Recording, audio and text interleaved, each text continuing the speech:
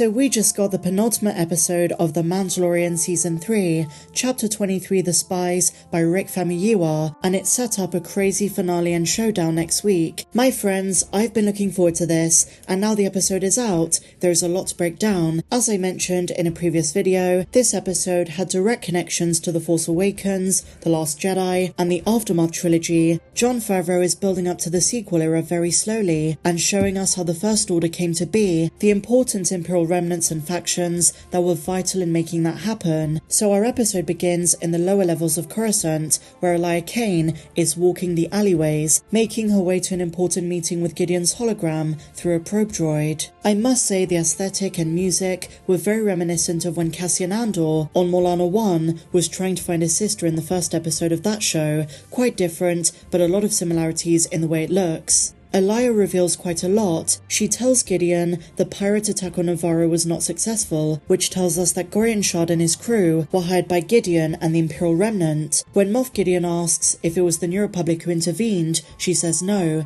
it was Mandalorians, Bo-Katan's faction and the tribe, which surprises Moff Gideon since the Night Owls and the Children of the Watch have a history of despising each other, something Moff Gideon is aware of. Since he escaped prison and since the last season, Moff Gideon has become very powerful.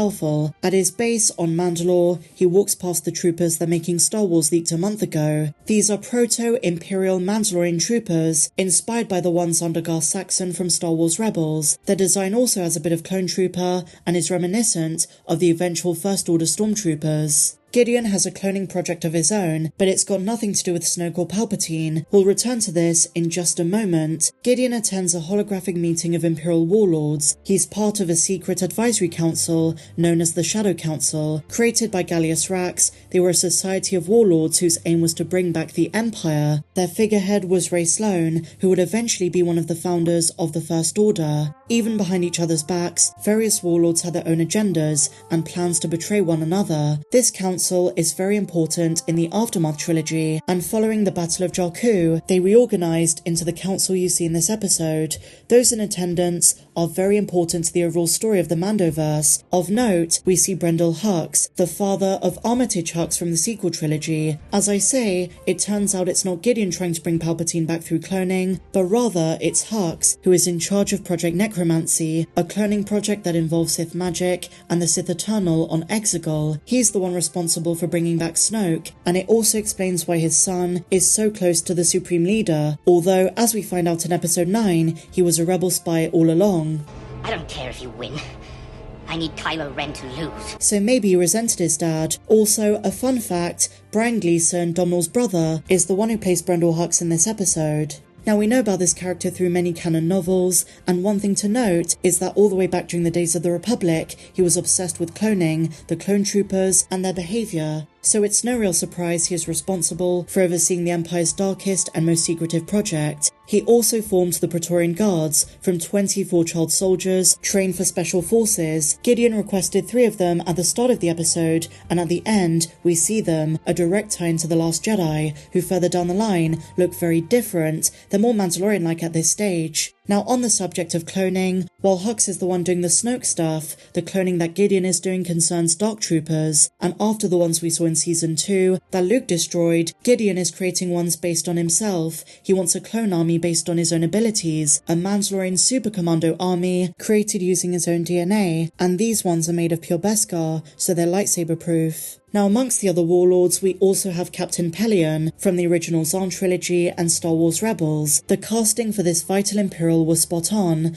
Captain Pellaeon served in the naval forces and is a Grand Admiral Thrawn loyalist. In this episode, he mentions how disorganized and failing the New Republic is, which is the perfect opportunity for the Remnant to rise. He wants the New Republic to keep believing the Remnants are isolationist, who don't pose any threat, when in reality, there is a grand plan, and the climax of that is Thrawn's return due to his military resources and fleet, which was teased in the Ahsoka trailer, because Morgan Elsbeth, who we saw in Chapter 13, is helping build it. In this way, I really do believe Dave Filoni's Mandoverse movie, announced at Star Wars Celebration, is the culmination of this story, and a retelling of Heir to the Empire, Thrawn versus the New Republic, and I think eventually, our original trilogy heroes play into the story too. Not just Luke, but also Leia, Han, Lando, and others. Mon Mothma was in the Ahsoka trailer too, and And all of those heroes, including the ones from these shows, Ahsoka, Boba Fett, Din Djarin, Bo-Katan, and so on, are gonna group up. So back to the episode.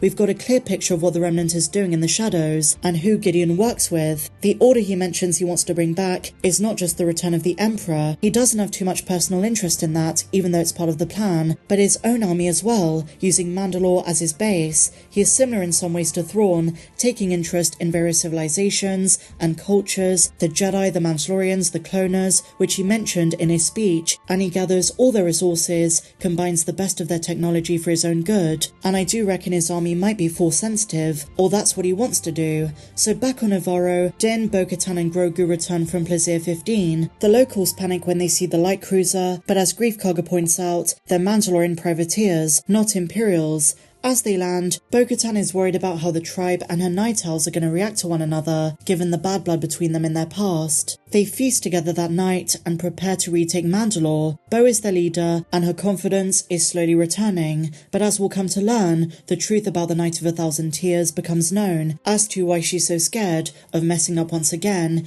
even though Din pledges allegiance to her. Her song has not yet been written, but back at Grief Karga's office, the Ancellans have put IG-11 back together again, and now he's IG-12, voiced by Taika Waititi yet again. It turns out they didn't need a memory circuit. The solution is a passenger taking control of the droid like a vehicle, and as expected, Grogu is placed in the front slot, and now has a way of communicating to some extent, and navigating without the vulnerability of being a tiny baby of a tiny species. He's got a big metal suit to defend him. That was hilarious and adorable at the same time, the way he kept saying yes, yes, yes, yes. The Anzellan recognised Grogu from Chapter 17, and as they walked past each other, and I couldn't stop laughing at this, he repeated the line from that episode when Grogu hugged him, "Bad baby, no squeezy." Grogu goes for a test walk, and then there is another major Ezra Bridger callback with the Maileron fruit. They really seem to be wanting us to associate Grogu and Ezra together. Could Ezra eventually be Grogu's master? He's going to appear in the Ahsoka show, and maybe he'll make the perfect master for Grogu. I've explored this theory in the past.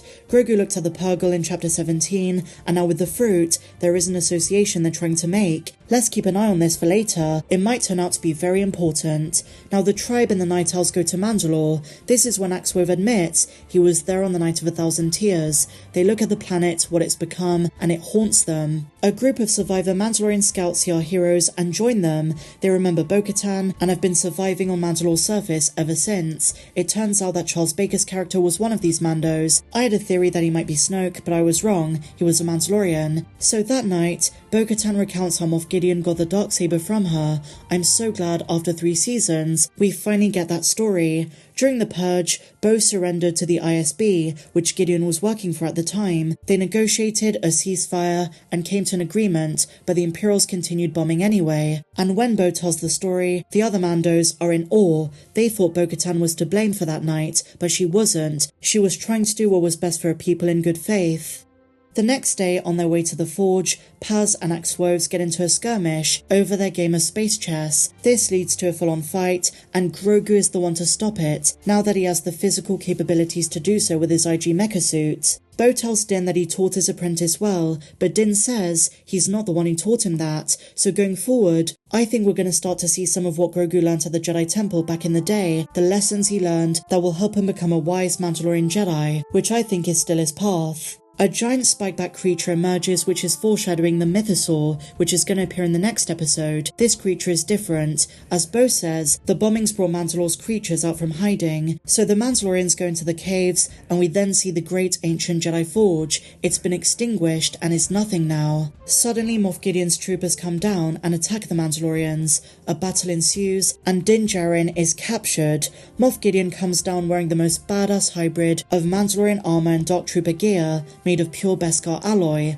This is what Gideon wanted. And notice, both he and the armourer have horns on their helmet, Issue working for him. The reason I say that, Issue is one of the only survivors in Season 1. She also encouraged the Mandalorians to go to Mandalore and retake the planet, luring them to the trap, and also, she always escaped scot-free. She went back to the cruiser. I could be wrong, but I'm very suspicious of her. So Gideon gives his speech, which we spoke about, and then Din is taken to the debriefing room. I think Gideon wants his blood. I think the creature in the mines was foreshadowing. That could have been a trap by Gideon too. So what is special about Din's blood? That's the question. And why since season 1 has Moff Gideon been obsessed with Din Djarin? There is something special about him. So now, just like in the season 2 finale, a rescue needs to take place, not of Grogu but of Din. Is this how Boba Fett could play into season 3? Is Bo gonna get help elsewhere? Who could get involved? Share your thoughts on this in the comments down below. Gideon activates the TIE bombers and interceptors, Bo-Katan and her crew get away, but Paz Vizsla stays to fight and goes out a warrior in the most badass way. Praetorian guards come and take him down. So much to process from this episode. As always guys, I will be making more videos in the week about it. This episode for me was a 10 out of 10. It had everything I loved about The Mandalorian, and of course, Giancarlo Esposito is the star of every episode he's in. A fantastic way to tease the finale. But what did you guys think? Did you enjoy this episode? Share your thoughts in the comments down below.